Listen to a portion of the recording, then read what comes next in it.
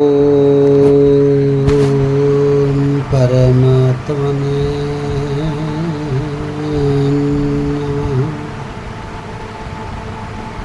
समस्त भगवत प्रेमी मानू आज अध्याय को स्वागत जनाइवा सहित भक्त मान हृदय प्रभु श्री जगन्नाथ को अनुभव कर प्रणाम जनाऊँ एवं आमे 10 गोटी अनुशासन को मानि चलिए शिष्य हो पारे ये आलोचनाटीर प्रथम भागटी आपण माने शुणी एवं जम नियम जो दुईटी पर्याय प्रथम पर्याय जम एवं तार 5 नियम कथा गत अध्याय रे आमे आलोचना करछे। आज अध्याय रे आमे नियमर 5 नियम संपर्क में आलोचना करवा द्वितीय भाग में।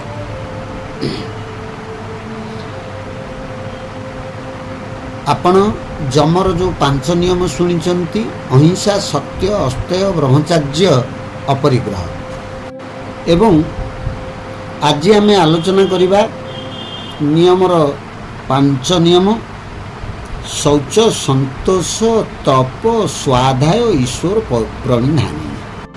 प्रथम शौच कथाटा को आम आलोचना को नबा। शौच कहले परिच्छन्नता पवित्रता बा परिष्कार हेबा निर्मल विमल हेबा। आमे गोटे कथा ये आलोचना करने को जिबा जले स्नान मलिधोतेन मंत्र स्नान सर्वसिद्धि। शौच कहले आमे दी जल रे शौच होबा साबुन लगे कि आमे परिष्कार परिच्छन्न देह को करने को चेष्टा करिबा एटा केवल बाह्य शौच होबो बाह्य परिच्छन्नता होबो। आमर मन बा आमर इंद्रिय माने शौच हो पारिबे नाही। इंद्रिय मान को शौच करने को हेले कौन करने को हम आमको ना आमर इंद्रिय मानकर शौचर व्यवस्थाटी केवल मंत्र स्नान द्वारा हम। से मंत्र स्नान कौन आमर जो इड़ा पिंगला दुईटी नाड़ी अच्छी ये दुई नाड़ी रे दुई पुड़ारे जो प्राण यातायात करुछंती एवं आकु गंगा जमुना बोली कहा जाए। सरस्वती नदी आमर छामुआ दांत मूल लुचिकी रही सी प्रतिकूलगामी इड़ा पिंगला बा गंगा जमुना अनुकूलगामी। आमे यही प्राण रे जदि आमे पापुली को नबा एवं ताकू मंथन करी मुहरे लेप दबा शरीर रे लेप दबा तेबे ताहा हब कौन ना शौचर एक व्यवस्था मंत्र स्नान गंगा जमुना त्रिवेणी रे आमे स्नान करवा एटा प्रति मुहूर्त प्रत्येक समय करें। ये है गोटे कथा। अन्य गोटे कथा है जस्मरति सपवित्र जो मुहूर्त आपण ईश्वर को नाम स्मरण करेंगे से समय आपण पवित्र है एवं प्रभुंकर सहस्र नाम बा राम नाम कृष्ण नाम आपण जदि धारण कले से तो पवित्र हेबे। किंतु आहुरी गोटे श्रेष्ठ नाम अच्छी जीव भजुछि रात्र दिन तू किस भजीबु अर्जुन। ये जो जीव प्राण रूप रे भजन अहरह करुछि जदि आमे प्राणर नाम को श्रवण करिबा ताकू जानिबा ताहले आमे शौच हवा। इंद्रिय मानंकु पवित्र रखिबार गोटे व्यवस्था बाह्य व्यवस्था सर्वश्रेष्ठ व्यवस्था आमे जेउ मानंकु दृष्टि रे माटी को आमे दृष्टि रे देखुचे तार रूप सौंदर्य आमको आकृष्ट करुची ता प्रति आमे स्पृहा सृष्टि हैला आसक्ति आग्रह एमती कामना जाके गला आमे ताको पाइबार आशा करिबा एटा हबो पाप। आमे नारी मान को दर्शन करिवार अर्थ मातृभाव मन भितरे सृष्टि कले आखि जो इंद्रिय ता पवित्र हो ଏବଂ ସେଇ ଆଖିରେ ଆମେ ଯେଉଁ ଦ୍ରବ୍ୟ ଦେଖିବୁ ତାକୁ ମୋର କରେଇ ନେବାର ବ୍ୟବସ୍ଥା ହେଉଛି ପାପ। ତେଣୁ ସବୁ ଈଶ୍ୱରଙ୍କର ଦ୍ରବ୍ୟ, ଈଶ୍ୱର ସୃଷ୍ଟି କରିଛନ୍ତି। ତେଣୁ ଈଶ୍ୱର ସବୁରି ଭିତରେ ଅଛନ୍ତି। ଏହି ଈଶ୍ୱରକୁ ସବୁରି ଭିତରେ ଦର୍ଶନ କରିବା ହେଉଛି ଇନ୍ଦ୍ରିୟମାନଙ୍କର ଏକ ପବିତ୍ର ବ୍ୟବସ୍ଥା। ପାଦରେ ତୀର୍ଥଯାତ୍ରା କରିବା, ହସ୍ତରେ ଦାନ କରିବା, ଈଶ୍ୱରଙ୍କର ନାମ ଜପ ମାଳା ଦ୍ୱାରା କରିବା, ମୁଖରେ ଓଠରେ ଜିଭରେ ଭଗବାନଙ୍କର ନାମ ଜପ କରିବା, ଭଗବାନଙ୍କର ଗୁଣ କୀର୍ତ୍ତନ କରିବା ଏବଂ କାନରେ ଭଗବାନଙ୍କର ନାମ କୀର୍ତ୍ତନ, ଭଗବାନଙ୍କର ଭଜନ ଶ୍ରବଣ କରିବା। ଏ ହେଉଛି ଇନ୍ଦ୍ରିୟକୁ ବାହ୍ୟ ପବିତ୍ର କରିବାର ଏକ ବ୍ୟବସ୍ଥା। କିନ୍ତୁ ସର୍ବଶ୍ରେଷ୍ଠ ବ୍ୟବସ୍ଥା ଶୌଚର ପ୍ରାଣ ସହିତ ମନକୁ ଯୁକ୍ତ କରିବା ହେଉଛି ସର୍ବଶ୍ରେଷ୍ଠ ବ୍ୟବସ୍ଥା। ତାପରେ ସନ୍ତୋଷ। ଦ୍ୱିତୀୟରେ ଯେଉଁ ସନ୍ତୋଷ ପାଖୁଡ଼ାଟି ଆମ ପାଖରେ ପହଞ୍ଚିଛି, ସେ ସନ୍ତୋଷର ଅର୍ଥ ହେଲା ଯେ ପ୍ରଭୁ ଆମକୁ ଯାହା ଦେଇଛନ୍ତି, ଯେତିକି ଦେଇଛନ୍ତି ସେତିକିରେ ସନ୍ତୋଷ ଲାଭ କରିବା ହେଉଛି ସର୍ବଶ୍ରେଷ୍ଠ କଥା।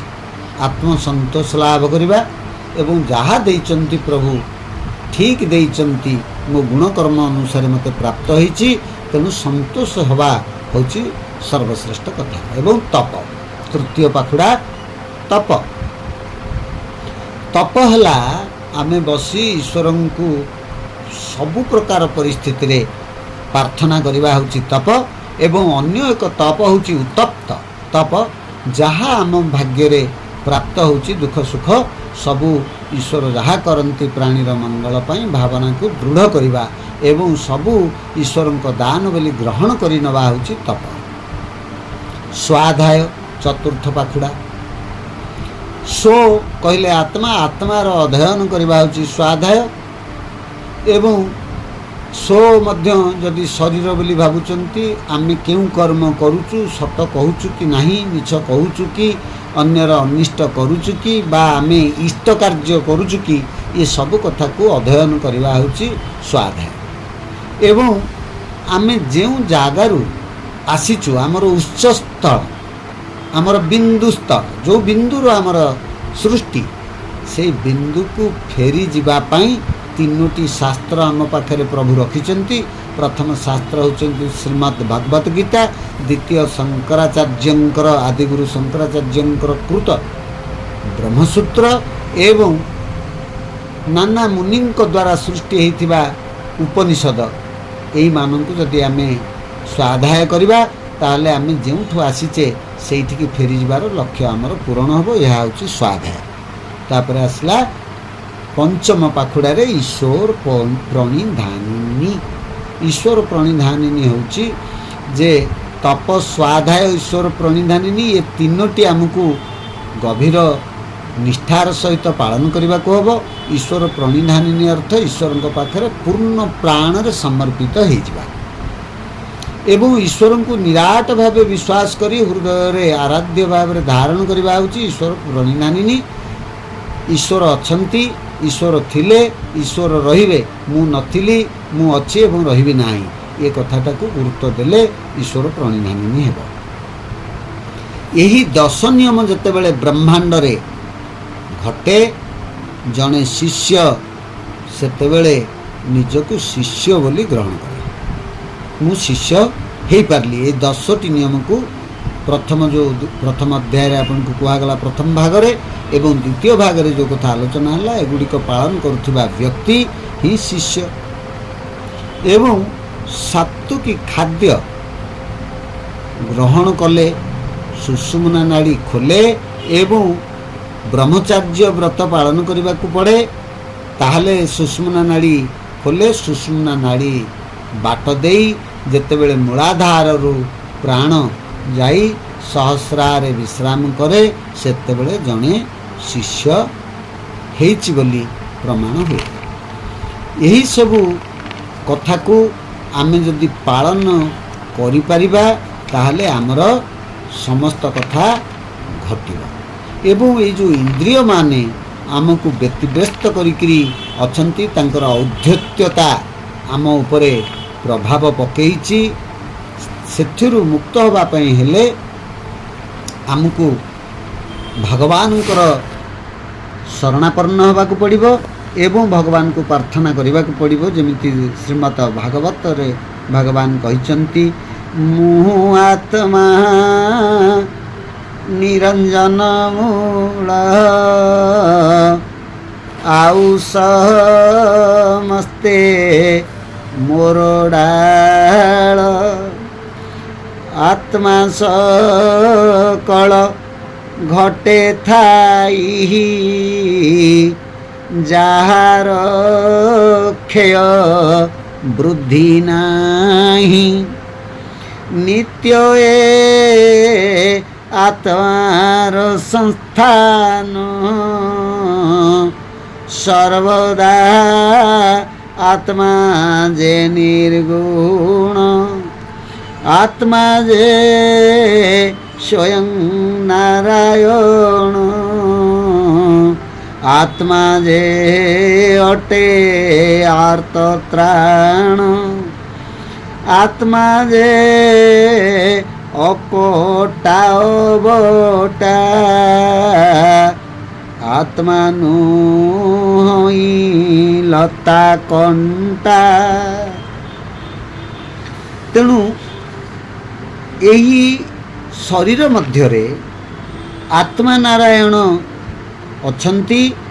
ଆମେ ମନ୍ଦିରରେ ଖୋଜିବା, ବାହାରେ ଖୋଜିବାର ଆବଶ୍ୟକ ନାହିଁ।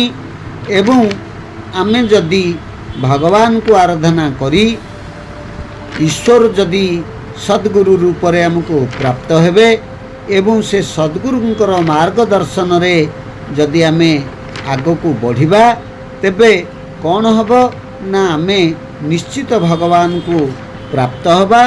ଏବଂ ଯଦି ଆମେ ଇନ୍ଦ୍ରିୟ ବୋଲରେ ପଡ଼ିବା, ଇନ୍ଦ୍ରିୟ କଥା ମାନିବା, ମନ ଯେଉଁ ଚଞ୍ଚଳ ଅବସ୍ଥାରେ ରହିଛି, ଆମକୁ ଯୁଆଡ଼େ ତା'ର ଇଚ୍ଛା ସିଆଡ଼େ ନେଉଛି ଏବଂ ଇନ୍ଦ୍ରିୟମାନଙ୍କ ସହିତ ଯୁକ୍ତ କରି ଇନ୍ଦ୍ରିୟମାନଙ୍କ ଦ୍ୱାରା ଆମକୁ ପରିଚାଳିତ କରାଉଛି, ତାହେଲେ ଆମେ ନରକଗାମୀ ହେବା, ଆମେ ବୈକୁଣ୍ଠ ପ୍ରାପ୍ତ ହୋଇପାରିବାନି।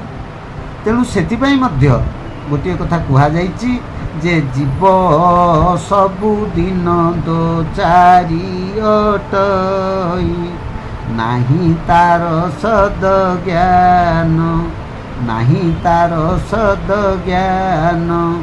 ପରପୁରୁଷର ପ୍ରେମରେ ପଡ଼ିଛି ହରାଇ ଆପଣା ଧନ।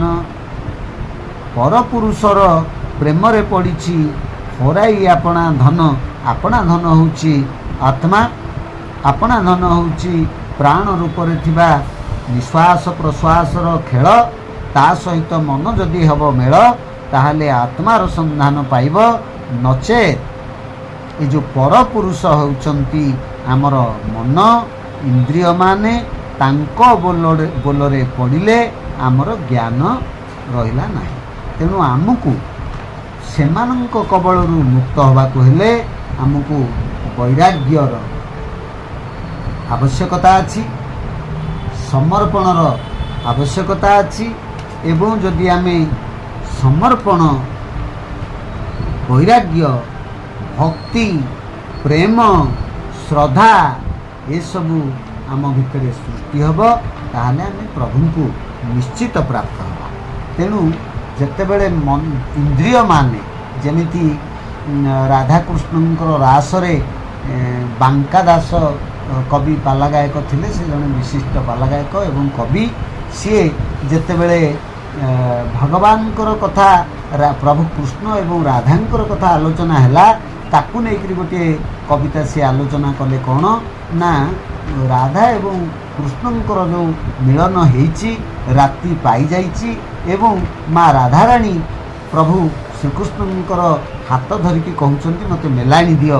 ସେମିତି ଆମର ଇନ୍ଦ୍ରିୟମାନଙ୍କର ହାତ ଧରି ଆମେ ତାଙ୍କୁ କହିବା ଯେ ଇନ୍ଦ୍ରିୟମାନେ ମୋ ପ୍ରାଣଧନ ତୁମେ, ମୋତେ ଟିକେ କୃପା କରି ମୋତେ ତୁମେ, ସକାଳ ପାଇଲାଣି, ମୋର ଜ୍ଞାନ ଉଦୟ ହେଇଛି, ଜ୍ଞାନାଲୋକ ଆସିଛି, ଅଜ୍ଞାନ ଅନ୍ଧକାର ଆଉ ନାହିଁ, ରାତି ପାଇସାରିଛି, ମୁଁ ତୁମ ହାତ ଧରୁଛି, ତୁମେ ମୋତେ ତୁମ କବଳରୁ ବିଦାୟ ଦିଅ।